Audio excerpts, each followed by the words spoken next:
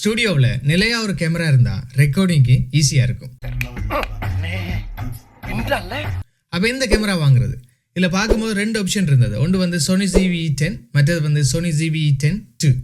அதில் எதை வாங்குறது கொஞ்சம் ரீசர்ச் பண்ணி பார்க்கும்போது சோனி ZV-E10-2 வந்து நல்லா இருந்தது. ஆனால் விலையை பார்க்கும்போது டபுளாக இருந்தது.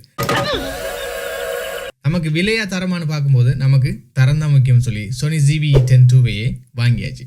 இனி அடுத்த பிரச்சனை முடியல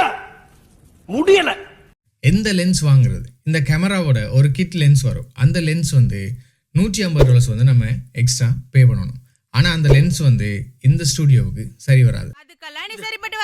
அப்படின்னா எந்த லென்ஸ் வாங்குறது சொல்லி பார்க்கும்போது தான் Sigma 16mm லென்ஸ் வந்து பொருத்தமா இருந்தது இந்த ஸ்டுடியோவுக்கு. அதோட அதையும் வாங்கியாச்சு. கேமராக்கு தேவையான mount bag, cage, screen protector and cable எல்லாமே ஆர்டர் பண்ணியாச்சு. அது வந்ததும் இன்னும் ஒரு வீடியோ போடுறேன், கொஞ்சம் வெயிட் பண்ணுங்க.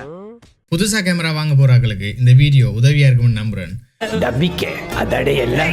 உங்களுக்கும் இந்த கேமரா வாங்கணும் இல்லை இந்த லென்ஸ் வாங்கணும்னா கீழே லிங்க் கொடுத்துருக்கேன், பார்த்து வாங்கிக்கொள்ளுங்கள்.